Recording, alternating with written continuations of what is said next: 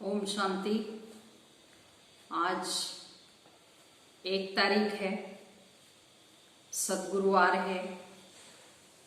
तो आज सारा दिन मैं आत्मा सेवा का चांस लेने वाली चांसलर हूँ, इस स्वमान का अभ्यास करेंगे और साथ साथ इस ईश्वरीय सेवा का जो चांस मिलेगा वो भी लेंगे। साथ आज बाबा ने मुरली के अंदर कहा हुआ है कि हमको दैवी गुण धारण करना है, क्योंकि हमको देवता बनना है। जो गुस्सा करना, मारना या किसी को तंग करना या बुरा काम करना बाबा कहते, या कोई विकर्म करना, चोरी चकारी करना, ये सब महापाप है बाबा कहते। और अब हम देवता बनने वाले हैं तो ये महापाप करना हमको शोभता नहीं है। तो देवता बनना है तो दिव्य गुणों की धारणा करनी है। जैसे दिव्य गुण है हर्षित मुक्ता, सहनशीलता, नम्रता, कहते धैर्यता। तो ये सारे दिव्य गुण अपने अंदर धारण कर देवताओं जैसा सर्वगुण संपन्न बनने का पुरुषार्थ करना है। सारे दिन में अपना चार्ट देखना है, अपने को देखना है कि हम कोई बुरा काम तो नहीं करते हैं ना, पाप का काम तो नहीं करते हैं ना, ये चेक भी करना है। तो आज का महावाक्य है, बाबा कहते मीठे बच्चे तुम्हें देवता बनना है, इसलिए माया के अवगुणों का त्याग करो। गुस्सा करना, मारना, तंग करना या बुरा काम करना, चोरी चकारी करना, ये सब महापाप है। प्रश्न है, इस ज्ञान में कौन से बच्चे तीखे जा सकते हैं और घाटा किन्हें पड़ता है? उत्तर है, जिन्हें अपना पोतामेल रखना आता है वह इस ज्ञान में बहुत ही तीखे जा सकते हैं। घाटा उनको पड़ता है जो देही अभिमानी नहीं रहते। तो बाबा कहते व्यापारी लोगों को पोतामेल निकालने की आदत होती है, वो यहाँ भी तीखे जा सकते हैं। तो इसलिए अपना रोज पोतामेल देखना है, अपना चार्ट देखना है, जिसमें हम कितना समय बाबा को याद करते हैं। एक व्यापारी के जैसे घाटा और फायदा भी देखना है।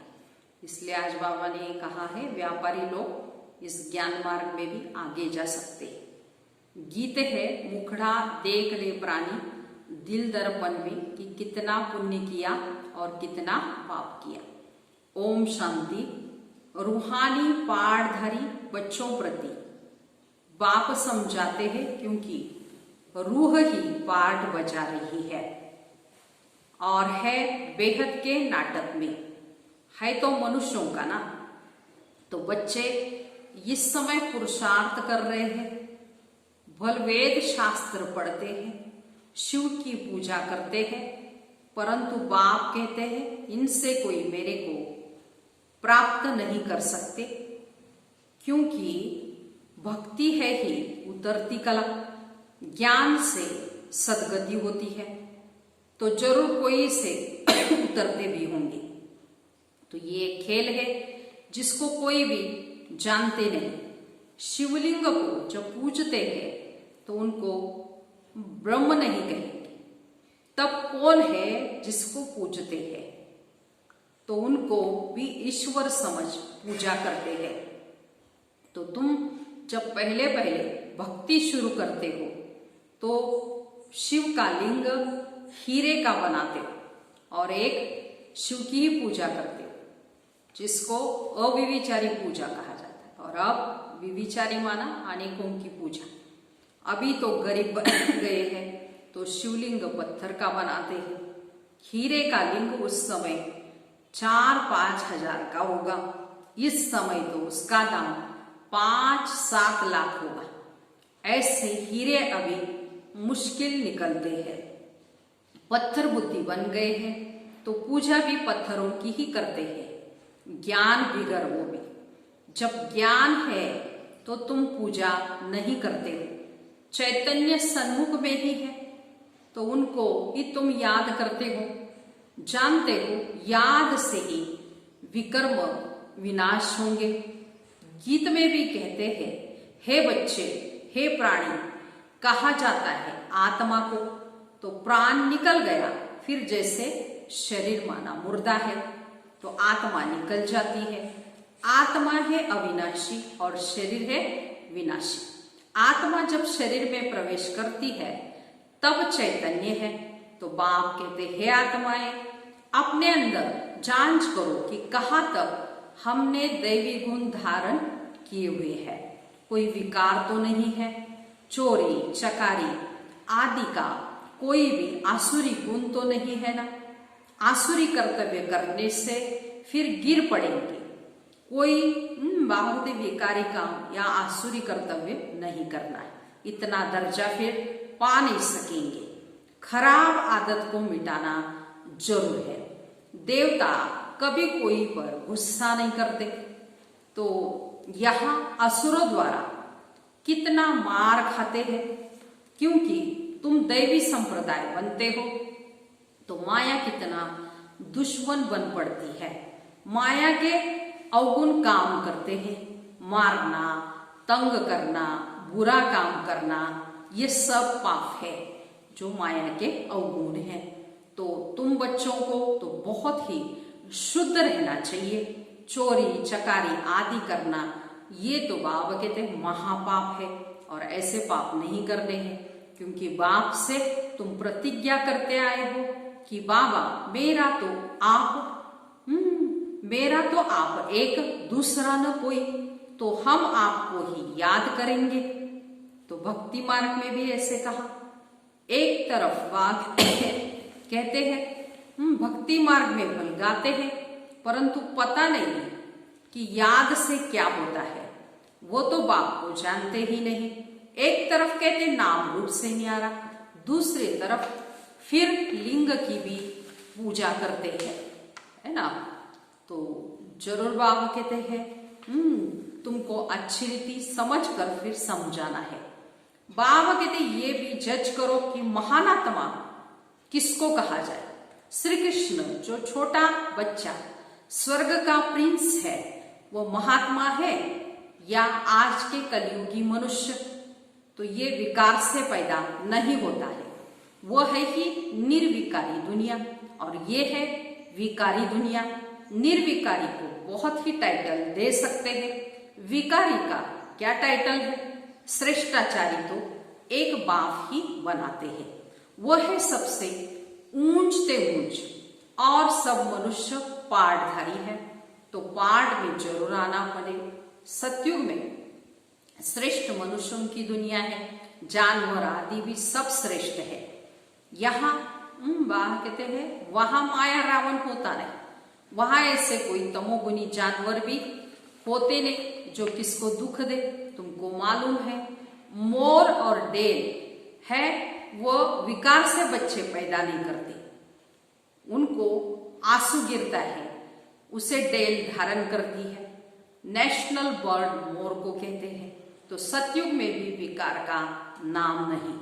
मोर का पंख पहला नंबर जो विश्व का प्रिंस श्री कृष्ण है उनके माथे पे लगाते हैं। कोई तो रहस्य होगा ना। तो ये सब बातें बाबा बच्चों को रिफाइन करके समझाते हैं। वहां बच्चे कैसे पैदा होते हैं वो तो तुम जानते हो, वहां विकार होते ही नहीं, योग बल से पैदाइश है। तो बाप कहते हैं तुमको देवता बनाते हैं तो अपनी पूरी जांच करो। मेहनत बिगर विश्व का मालिक थोड़े ही बन सकते। जैसे तुम्हारी आत्मा बिंदी वैसे बाप भी बिंदी है, तो इसमें मूंझने की कोई दरकार ही नहीं। कोई कहते हम देखे, तो बाबा कहते देखने वाले की तो तुम बहुत पूजा की, फायदा कुछ भी नहीं हुआ। अब यथार्थ रीति मैं तुमको समझाता हूं। मेरे में सारा पार्ट भरा हुआ है। सुप्रीम सोल हूं ना, सुप्रीम फादर। कोई भी बच्चा अपने लौकिक बाप को ऐसे नहीं कहेगा। तो एक को ही कहा जाता है सुप्रीम सोल।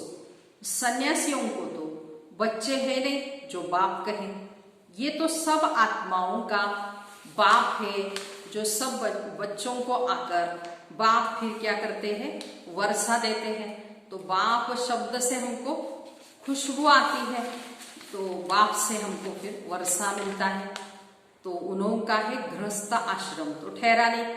तो बाप बैठ समझाते हैं, तुम ही 84 जन्म भोगते हो।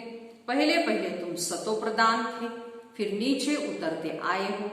अभी कोई अपने को सुप्रीम थोड़ी कहेंगे, अभी तो नीचे समझते हैं। बाबा बार बार समझाते हैं, मूल बात है अपने को देखो कि हमारे में कोई विकार तो नहीं है। रात को रोज अपना पोता मेल निकालो, जैसे व्यापारी हमेशा पोता मेल निकालते हैं। गवर्नमेंट सर्वेंट पोता मेल निकाल नहीं सकते, उनको तो मुकर्रर तनख्वाह मिलती है। तो इस ज्ञान मार्ग में भी व्यापारी होंगे तो वो तीखे जाते हैं। पढ़े लिखे ऑफिसर्स इतना नहीं, व्यापार में तो आज 50 कमाया, कल 60 कमाएंगे, कभी घाटा भी हो जाएगा, कभी फायदा भी। तो गवर्नमेंट सर्वेंट की लेकिन फिक्स में पे होती है। इस कमाई में भी अगर देही अभिमानी नहीं होंगे तो तुमको घाटा पड़ जाएगा। माताएं तो व्यापार करती नहीं, तो उनके लिए फिर और ही सहज है। कन्याओं के लिए तो उससे भी सहज है, क्योंकि माताओं को तो चढ़ी हुई सीढ़ी उतरनी पड़ती है। बलिहारी उनकी है जो मेहनत करती है। तो बाबा कहते हैं कन्याओं को तो विकार में गई ही नहीं। तो बाबा कहते विकार में गई नहीं तो छोड़े फिर क्या। पुरुषों को तो मेहनत लगती है, कुटुंब परिवार की संभाल भी करनी पड़ती है। सीढ़ी जो चढ़ी है वह सारी उतरनी पड़ती है। घड़ी घड़ी माया का थप्पड़ बाबा कहते गिरा देता है। तो अब तुम बी के बने हो, कुमारिया तो होती ही है पवित्र। तो सबसे जास्ती होता है पति का प्रेम। तुम तो पतियों के पति परमात्मा को तुमको याद करना है और सबको भूल जाना है। माँ बाप का बच्चों में मोह होता है। बच्चे तो है ही अनजान, शादी के बाद फिर मोह शुरू हो जाता है। तो पहले स्त्री प्यारी लगती है, फिर विकारों में धकलने की सीढ़ी शुरू कर देते हैं। तो कुमारी निर्विकारी है तो देखो पूजी जाती है। तुम्हारा नाम है बीके, तो तुम महिमा लायक बन फिर पूजा लायक बनते हो। तो बाप ही तुम्हारा टीचर भी है। तो तुम बच्चों को नशा रहना चाहिए, हम स्टूडेंट हैं, भगवान जरूर भगवान भगवती ही बनाएंगे। सिर्फ समझाया जाता है भगवान एक है, बाकी सब भाई भाई है, दूसरा कोई कनेक्शन नहीं। तो प्रजापिता ब्रह्मा से रचना होती है, फिर वृद्धि होती है। आत्माओं की वृद्धि नहीं कहेंगे, वृद्धि होती है मनुष्यों की। आत्माओं की तो लिमिट है, नंबर 1 बहुत आते हैं, जब तक वहां है आते रहेंगे, झाड़ पड़ता रहेगा। ऐसे नहीं कि सूख जाएगा। इसकी भेंट वन एंड कृषि भी की जाती है।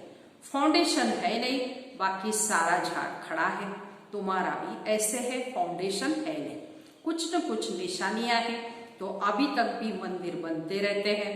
तो मनुष्यों को ये मालूम नहीं कि परमात्मा का स्वरूप बिंदी है। गीता में भी लिख दिया है वो अखंड ज्योति स्वरूप है। आगे बहुतों को साक्षात्कार होता था, भावना अनुसार बहुत लाल लाल हो जाते थे, तो बस हम नहीं सहन करते। तो अब वो साक्षात्कार, अब वो तो साक्षात्कार था। तो बाबा कहते साक्षात्कार से कोई कल्याण नहीं होता। यहाँ तो मुख्य है याद की यात्रा। जैसे पारा खिसक जाता है, याद भी घड़ी घड़ी खिसक जाती है। कितना चाहते हैं बाप को याद करे, फिर और ख्यालात में जाते हैं। इसमें ही तुम्हारी रेस है। ऐसे नहीं फिर फट से पाप मिट जाएंगे, समय लगता है। कर्मातीत अवस्था हो जाए तो फिर शरीर भी न रहे, परंतु अभी कोई कर्मातीत अवस्था को पा नहीं सकते। बाबा कहते हैं पा नहीं सकते, फिर उनको सतयुगी शरीर चाहिए। तो अब तुम बच्चों को बाप को ही याद करना है। अपने को देखते रहो कि हमसे बुरा काम तो नहीं होता है ना, पोता में जरूर रखना है। ऐसे व्यापारी बाप कहते झट साहूकार बन सकते हैं। तो बाप के पास जो नॉलेज है वो दे रहे हैं। बाबा कहते हैं मेरी आत्मा में ज्ञान नूंदा हुआ, मैं ज्ञान का सागर हूं। तो हूबहू तुम हो, तुमको वही बोलेंगे जो कल पहले ज्ञान दिया था। तो बच्चों को ही समझाएंगे और क्या जाने। तो तुम इस सृष्टि चक्र को जानते हो, इसमें सब एक्टर्स का पार्ट नूंदा हुआ है। बदल सदल कहते कुछ नहीं हो सकता, न कोई छुटकारा इसमें पा सकता है। हाँ, बाकी समय मुक्ति मिलती है। तो तुम तो ऑलराउंडर हो, 84 जन्म लेते हो, बाकी सब अपने घर में ही होंगे, फिर पिछाड़ी में आएंगे। मोक्ष चाहने वाले यहाँ आएंगे ही नहीं, वो फिर बाबा कहते पिछाड़ी में ही चले जाएंगे। तो ज्ञान कभी सुनेंगे ही नहीं। मच्छरों सदृश आए और गए। तुम तो ड्रामानुसार पढ़ते हो, जानते हो बाबा ने 5000 वर्ष पहले भी ऐसे राजयोग सिखाया था। तो तुम फिर औरों को समझाते हो कि शिव बाबा ऐसे ऐसे कहते हैं। यहाँ तुम आते ही हो रिफ्रेश होने के लिए, बाप कहते हैं। तो अब तुम जानते हो कितने ऊंच थे, अब कितने नीच बने हैं। फिर बाप ऊंच बनाते हैं तो हमको भी ऐसा पुरुषार्थ करना चाहिए। तो यहाँ तुम आते हो रिफ्रेश होने। इनका नाम पड़ा है मधुबन, है ना, मधुबन में मुरलीबाज कहते हैं। तो तुम्हारे कलकत्ता व बॉम्बे में थोड़ी मुरली चलाते हैं, मधुबन ही में मुरली बजती है। मधुबन में ही मुरली बाजे कहते हैं। मुरली सुनने के लिए बाप के पास आना होगा, रिफ्रेश होने के लिए। नई नई पॉइंट्स निकलती रहती है और सन्मुख सुनने से तो फील करते हो ना, बाप कहते हैं मजा आता है, बहुत ही फर्क रहता है, अंतर है। आगे चल बहुत पाठ और देखने हैं। तो बाबा पहले पहले सब सुना दे तो फिर टेस्ट ही सारी निकल जाए। तो आहिस्ते आहिस्ते इमर्ज होता जाता है, एक सेकेंड न मिले दूसरे से। तो बाबा आए हैं रूहानी सेवा करने। तो बच्चों का भी फर्ज है कि रूहानी सेवा करना। कम से कम ये तो बताओ कि बाप को याद करो और पवित्र बनो। तो पवित्रता में ही फेल होते हैं क्योंकि याद नहीं करते। तो तुम बच्चों को बहुत खुशी होनी चाहिए कि हम बेहद बाप के सन्मुख बैठे हैं, जिसको कोई भी नहीं जानते। ज्ञान का सागर शिव बाबा ही है। देहधारी से बुद्धि योग निकाल देना है। तो शिव बाबा का ये रथ है, इनका भी रिगार्ड नहीं रखेंगे तो धर्मराज द्वारा बहुत ही डंडे खाने पड़ेंगे। बड़ों का रिगार्ड तो रखना ही है। तो आदि देव का कितना रिगार्ड रखते हैं, जड़ चित्र का इतना रिगार्ड है, तो चैतन्य का कितना रिगार्ड रखना चाहिए। बाबा कहते हैं ऐसे आदि देव ब्रह्मा का भी कहते शिव बाबा का तो रखना ही है, लेकिन साथ साथ ब्रह्मा ये शिव बाबा का रथ है, तो ब्रह्मा बाबा का भी हमको रिगार्ड रखना है। अच्छा, मीठे मीठे सिकिलते बच्चों पर माता पिता बाप दादा का याद प्यार और गुड मॉर्निंग। रूहानी बाप की रूहानी बच्चों को नमस्ते। हम रूहानी बच्चों की रूहानी माता पिता बाप दादा को याद प्यार गुड मॉर्निंग और नमस्ते। हम बनेंगे फरिश्ते। वाह बाबा वाह, शुक्रिया बाबा शुक्रिया। तो अभी सारी मुरली का धारणा के लिए मुख्य सार सुनेंगे। पहली पॉइंट है, अंदर में अपनी जांच कर दैवी गुण धारण करनी है। खराब आदतों को निकालना है। प्रतिज्ञा करनी है कि बाबा हम कभी भी बुरा काम नहीं करेंगे। दूसरी पॉइंट, कर्मातीत अवस्था को प्राप्त करने के लिए याद की रेस करनी है। रूहानी सेवा में तत्पर रहना है। बड़ों का रिगार्ड रखना है।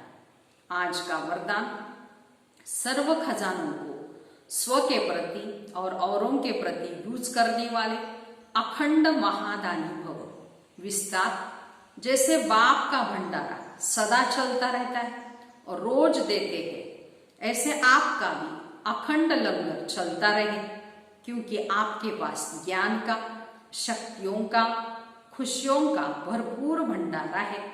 इसे साथ में रखने व यूज करने में कोई भी खतरा नहीं है। यह भंडारा खुला होगा तो चोर भी नहीं आएगा, बंद रखेंगे तो चोर आ जाएंगे।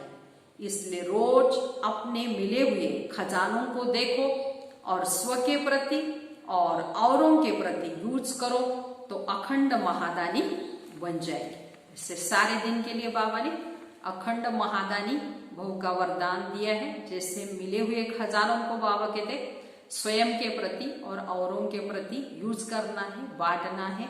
और ये खजाने ऐसे है, बाबा कहते कोई चोर इसको चोरी नहीं कर सकता, खुला होगा तो भी। ऐसे ज्ञान, गुण, शक्तियों को बांटना भी है और स्वयं में धारण भी करना है।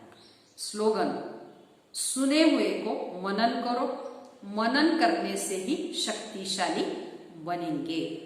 अच्छा, ओम शांति।